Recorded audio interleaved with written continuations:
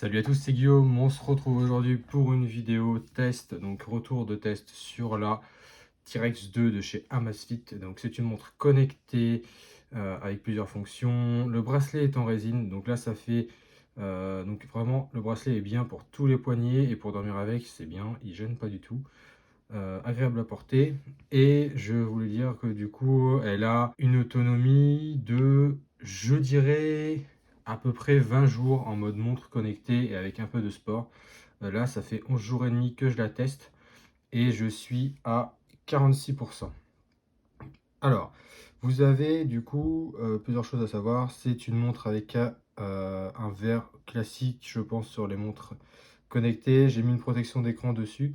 Vous avez 4 boutons, up, down, donc monter, descendre quand vous êtes dans une liste, sélectionner pour sélectionner une option et back pour retour. C'est une montre principalement faite de résine, plastique et un petit peu de métal pour tout ce qui est vis et puis la partie ici. Ici, vous avez le capteur de pression, comme sur les G-Shock pour la pression atmosphérique. On va passer directement au menu de la montre. Donc là, on est le 11 juillet. En fait, vous pouvez paramétrer les différents cadrans. Alors, hop, là, en swipant de haut en bas, vous arrivez dans le menu un peu comme sur les téléphones. Vous avez la lampe torche, le mode théâtre, où vous n'avez aucune notification pendant, voilà, quand vous êtes au cinéma ou quoi. En gros, c'est le mode pas dérangé.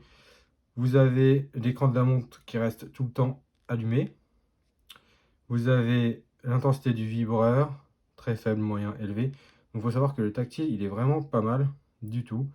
Il fonctionne très très bien, c'est fluide. Un tout petit peu moins fluide que sur une Apple Watch, mais ça reste fluide quand même. Vous avez le mode économie d'énergie, donc en gros vous pouvez juste lire l'heure, ça suit vite fait le sommeil, etc. Je ne sais pas si les alarmes fonctionnent quand même, je ne pense pas. Vous avez la luminosité automatique ou ajustement automatique. Donc là, il faut savoir que elle est très lisible si vous êtes en plein soleil. Bon, si vous êtes en face du soleil, ça sera lisible, mais un peu moins bien. Mais si vous avez le dos tourné au soleil, là, elle est vraiment très lisible. Donc, au niveau extérieur, rien à dire. Vous avez aussi le mode connecté. Donc ça, en fait, vous recevez les notifications. Donc moi, je reçois les notifications Messenger, mais pas les notifications SMS. Donc je sais pas pourquoi. Pourtant, j'ai paramétré sur l'application, mais ça ne marche pas. Peut-être parce que j'ai un iPhone. Donc ça prend vraiment les traces de doigts. Vous avez les alarmes. Donc moi j'en ai plein parce que j'ai des horaires variables. Donc par exemple celle-ci, voilà, vous ajustez, vous définissez l'heure, la durée de la fréquence de répétition. Et l'alarme intelligente, c'est l'alarme qui vous réveille avant l'heure en fait, qui a été programmée pour vous réveiller tranquillou en fonction de votre sommeil, etc. Voilà.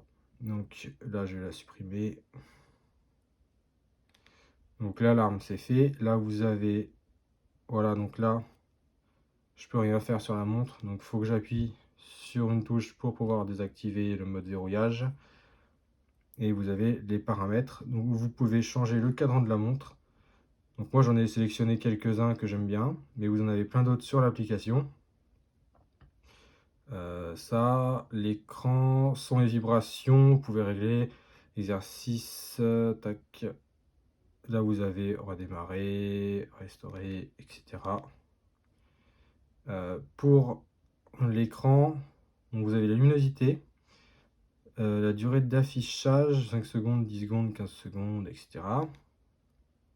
L'écran toujours visible.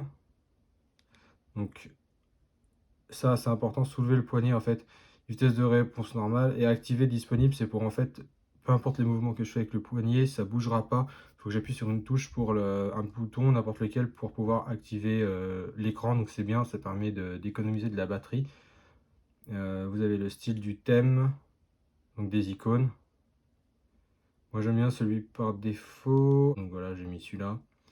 Allumage de l'écran en cas de notification, donc ça c'est pas mal. Et ça vibre aussi pour avoir votre notification de message. Donc vous pouvez modifier quelques petites choses, on va pas tout voir, on va voir vraiment tout ce qui est important, on va dire, sur la montre pour avoir un avis assez rapide à se faire. Vous avez aussi les notifications, donc là une fois que vous avez votre message, vous avez le nom de la personne avec le message. Des messages longs peuvent être lus entièrement sur l'écran, il n'y a pas de souci là-dessus. Quand vous swipez de bas vers le haut, vous avez la météo, L'entraînement, statut d'entraînement, PAI, donc ça c'est un peu le score physique, on va dire de la journée. Les alarmes, sommeil, fréquence cardiaque, activité, oxygène dans le sang, etc. Donc qui est paramétrable. Et là, quand vous allez sur la gauche, vous avez différentes choses. PAI, donc ça c'est votre score en fait sur les 10 derniers jours. Vous avez le mode exercice. Donc là, vous avez toute une liste d'exercices, donc marche, tapis, course, machin. Donc pendant en fait, c'est 11 jours et demi de test, je suis allé courir 3 fois. Ouais, je suis allé courir 3 fois, 3 fois 35 minutes avec le GPS d'activer, etc. Donc en gros, une utilisation normale. Et tout le reste en mode monde connecté où je reçois les messages. Et j'ai dormi avec la nuit, avec le suivi du sommeil, et je suis à 46%, ce qui est vraiment pas mal. Donc vous avez énormément de modes sportifs. Vous avez plus d'entraînement. Donc par exemple, soit à la corde, vous allez avoir plusieurs entraînements. Ski, pareil. Il n'y a pas un seul mode d'entraînement. Vous avez ensuite historique d'exercice, fréquence cardiaque. Donc là, vous avez le suivi de la fréquence cardiaque. Voilà, donc par exemple aujourd'hui, relax, brûlage de graisse 1 minute, échauffement 25 minutes.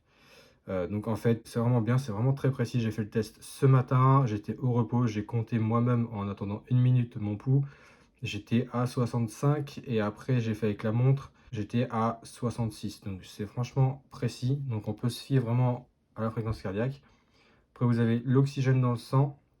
Donc ça, je n'ai pas testé personnellement avec un appareil dédié, mais vous avez des vidéos sur YouTube de personnes qui vous font voir la différence et c'est précis à 1% près, sinon c'est la même valeur que sur l'appareil. Mesure en un clic, les mesures du coup de rythme cardiaque, oxygène dans le sang, etc. Donc il faut bien ajuster la montre au poignet pour ça. Vous avez quoi d'autre? Le niveau de stress, donc par exemple le stress... Aujourd'hui, relax. Donc en fait, ça capte quand vous stressez. La montre vous avertit quand le stress est vraiment assez important. Vous avez activité. Donc ça, c'est le nombre de pas aujourd'hui que j'ai fait. Donc le nombre de pas est précis. J'ai testé par rapport à l'iPhone. Allez, sur la journée, j'ai 100 ou 150 pas d'écart comparé à l'iPhone.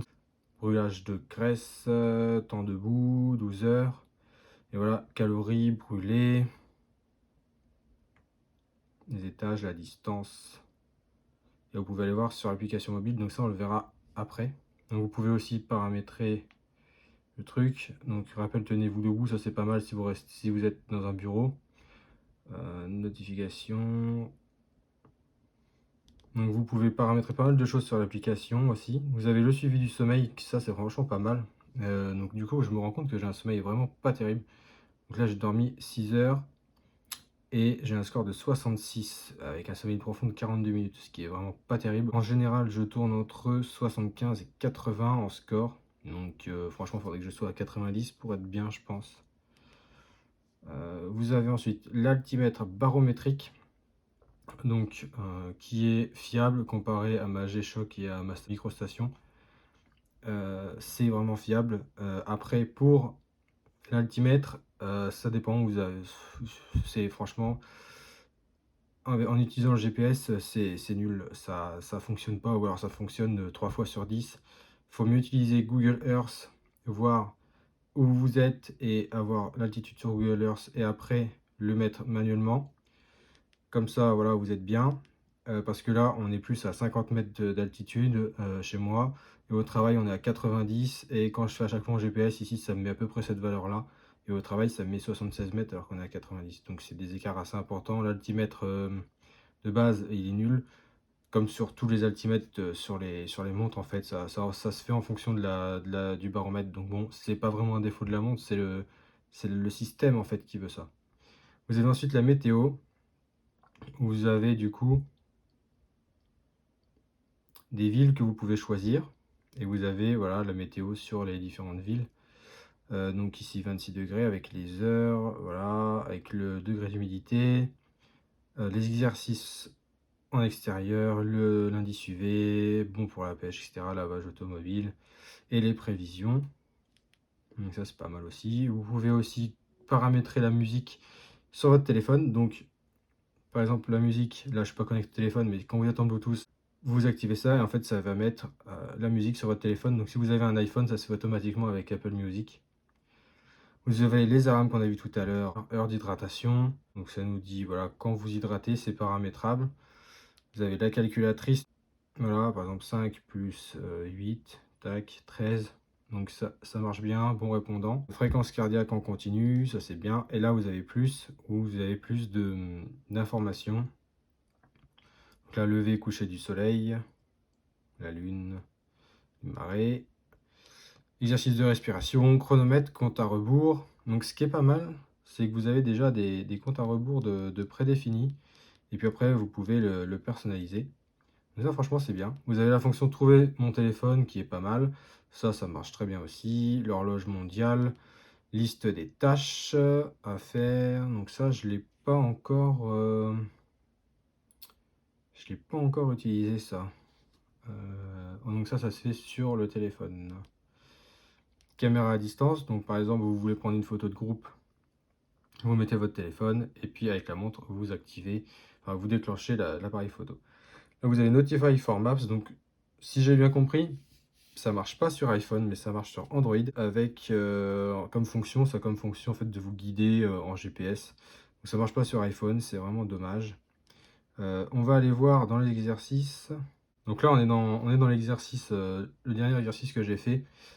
Donc vous avez l'aérobie, anaérobie, je crois, avec charge d'entraînement. Vous avez la course en plein air, donc en fait distance en kilomètres.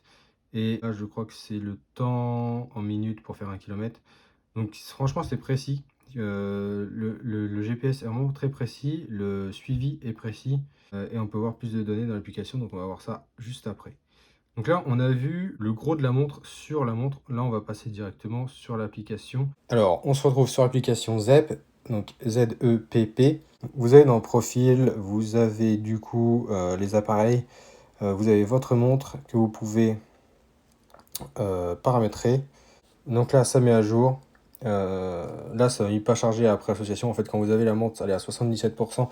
Mais moi, je l'avais chargé justement après pour être à 100% et faire le test.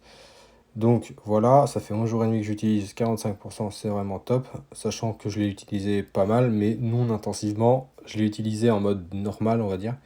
Vous avez la surveillance de la santé, où là vous pouvez modifier plusieurs choses sur le rythme cardiaque, votre sommeil et au niveau du stress. Vous avez aussi le suivi automatique SPO2, quand vous êtes au repos, l'appareil mesure automatiquement l'oxygène dans le sang. Donc ça, je le fais pas, c'est pas des choses qui m'intéressent énormément.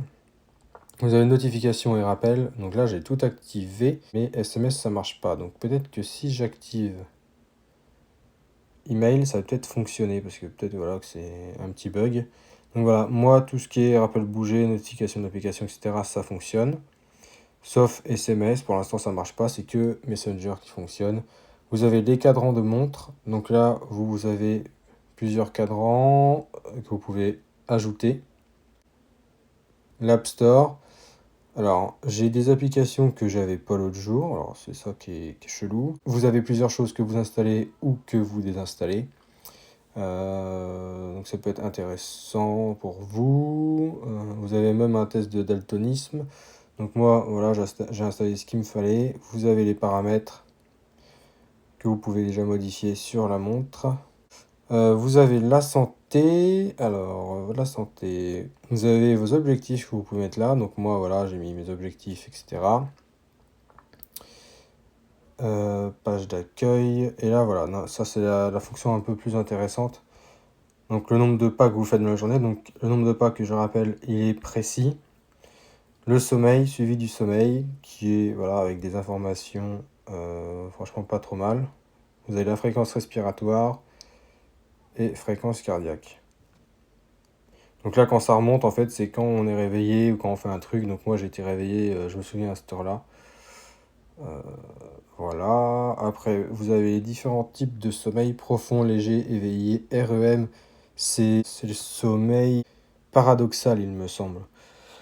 Score de sommeil 66 points. Voilà, donc vous avez plein de trucs enfin vraiment pas mal. Avec votre niveau, si vous êtes normal, faible ou quoi. Donc là, je suis plutôt pas trop mal. Profond, voilà, 12%, ça rend pas beaucoup. Et voilà, endormi tard, ça donne des conseils, etc. Et voilà, ça aussi, ça c'est bien, ça compare aussi par rapport aux autres utilisateurs. Donc les gens se couchent quand même plus tard que moi. Donc voilà, au final, je suis pas trop mal comparé aux autres gens qui ont une montre comme celle-là. Donc là, vous avez la fréquence cardiaque avec différents relevés. Le PAI qu'on a vu. Activité. Bon, ça c'est le vélo, en fait, j'étais dans ma voiture, c'était pour voir si le GPS fonctionnait bien au niveau du tracé. Alors on peut voir du coup la course en extérieur. Vous avez le tracé de l'aller et le tracé du retour. Bon, bah. Là, moi j'étais sur le chemin au milieu des deux traits. Bon, c'est plutôt précis. J'avais mis le GPS en mode modéré. Donc là, je l'ai mis en précis. Donc maintenant, c'est un peu plus précis que ça. Donc franchement, c'est pas mal. Vous avez la durée, la distance, le rythme, etc. VO2 max, anaérobie, altitude. Donc l'altitude, faut pas s'y fier parce que j'avais pas étalonné avant. Répartition de l'inclinaison, la cadence, pas par minute. Vous avez vraiment un truc, franchement, pas mal. L'aérobie excellent, anaérobie faible. Moi, je suis pas un grand sportif. Franchement, vous avez pas mal de petits détails qui sont cool. Vous pouvez voilà, modifier les applications. Vous pouvez en retirer ou en ajouter. Donc dans le menu principal et dans plus, vous pouvez ajouter ou supprimer des modifications. Moi j'ai celui-là que j'avais supprimé, mais que je peux rajouter à tout moment. Alors on a fait le tour sur la montre. Donc vidéo un peu longue, mais voilà, j'ai essayé d'être assez détaillé sur ce que propose la montre. Elle est vraiment bien, elle est esthétique, de bonne qualité. Je l'ai testé dans l'eau, enfin dans l'eau. Quand je dis dans l'eau, c'est la passer sous l'eau pour la nettoyer un petit peu. Lavage de main, voilà, etc. Ça, elle n'a pas de souci là-dessus, pas de problème de tactile. Niveau finition, c'est propre, j'aime bien.